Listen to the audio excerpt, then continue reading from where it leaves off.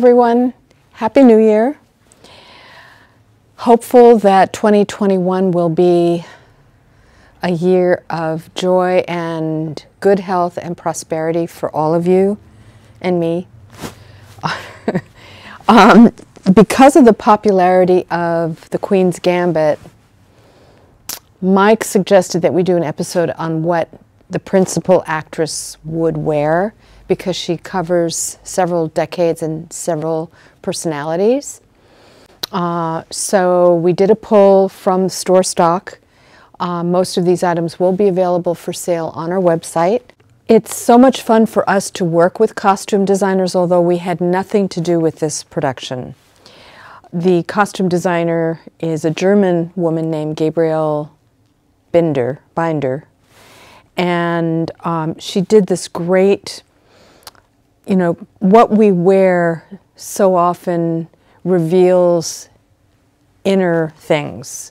And so in the beginning of the series, the principal actress was in an orphanage, and she was without accessibility to stylish clothing, and she wore things that wouldn't let her stand out. Favorites were plaids and sweaters, schoolgirl clothes from the late 40s to the 50s, and checks, a lot of checks. And you see her in swimsuits as well. So we pulled this amazing, it's Claire McCardell playsuit. It's definitely iconic. You've seen many photo shoots with McCardell's playsuits.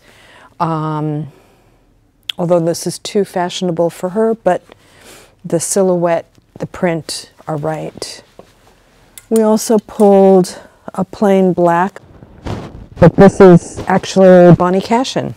So you can see Cashin was following the lead of McCardell's popularity by basically doing almost identical silhouette. And then this is a mainstream swimsuit. It's Catalina with a stretchy ruched back, so it really fits the body. And then she wore a lot of cardigans.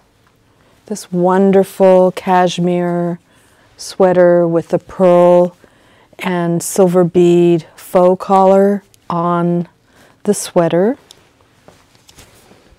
And this incredible green hand-embroidered cardigan. Helen Carruthers, I believe, Helen Bond Carruthers from Versailles, Kentucky. It's a really beautiful sweater. And can you see her wearing these two in school? This is a micro-pleated plaid skirt. And my favorite is this Bonnie Cashin wrap dress with these hip patch pockets. A couple more dresses from that kind of time period that she may have worn. I love this one because the attention to detail matching the print, front and back. And then this fabulous kind of debutante spaghetti strap crumb catcher bodice. But I should add that, oftentimes when a movie or TV series is hugely successful, it has an incredible effect on the fashions that you'll find in stores. Think about Mad Men and the collaboration that Janie Bryant, who did Mad Men, had with Banana Republic. Thank you. And now we have Bridgerton, which incredible costume designer, and her inspiration for doing what she did to kind of express the characters Ellen Moroznik. So you can see that as we get towards the end of the 50s and the 60s, that Beth Harmon, the principal actor in Queen's Gambit, her confidence starts to get stronger because she is really good at chess. So in the 60s, we envision her wearing this quilted matelassé cotton coat, or this really psychedelic, I would call this A-lined mini. And this wonderful, it's conservative, but it's young and hip, Louis Farrow, where depending on your personality, you would wear a blouse underneath or not. It's a beautiful cut, beautifully made. And then we have a few party examples here, but I'm going to hold off on that for the moment because I want to draw attention to this fantastic. She was drawn, the designer was drawn to Courrèges, and this has a Courrèges feeling to it. It's a Jean Patou haute couture from the 60s, and totally could see Beth Harmon wearing this. This piece is really a great example of what would have been worn because of the color blocking, and the costume designer specifically stated in interview that she liked the color blocking because it illustrated and also epitomized a chessboard and the chess pieces. And Beth wore white because it referenced the queen. And of course she was the queen of the world in terms of playing chess. So symbolism in costuming and subliminal messages and overt messages, and it's great. There's a great interview with the costume designer in Vogue India, and we'll have a link to that as well. This nylon, it's almost a negligee silhouette with this beautiful medallion right at the bottom of the décolletage.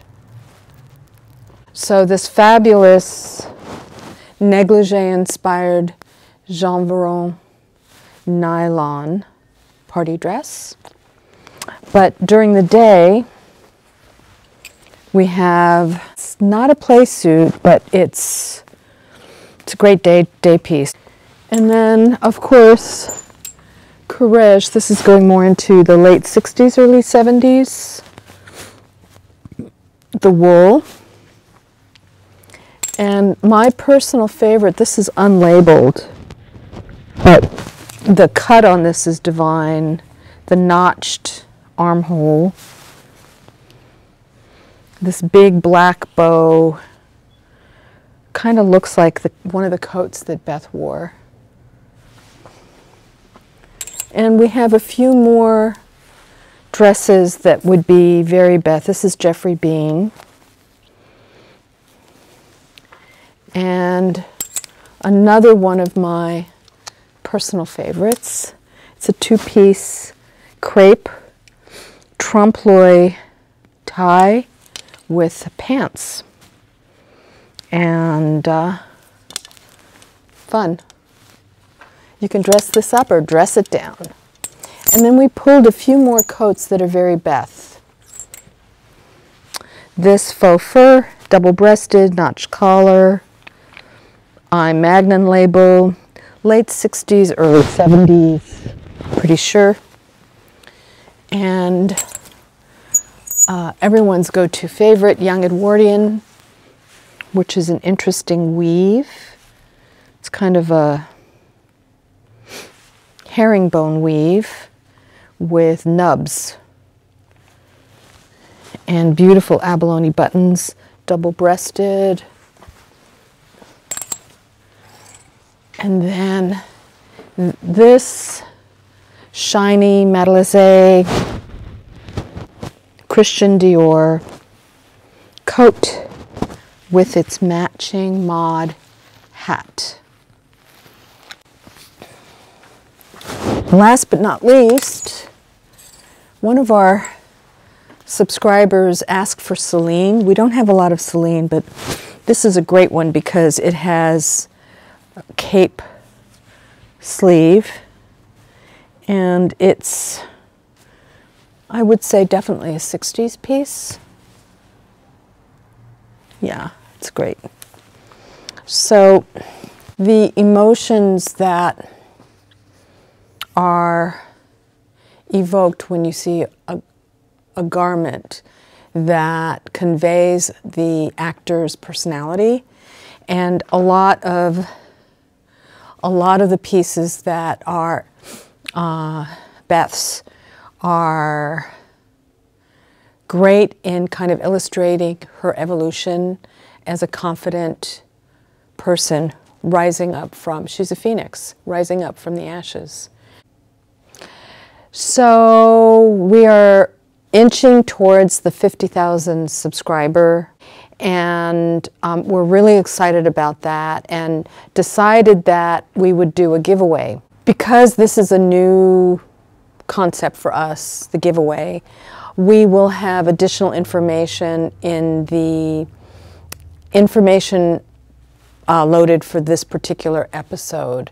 So it's a good time to get a $500 gift certificate for the store. So if you've had your eye on something and you just can't justify spending the money right now, this may be a late Christmas present.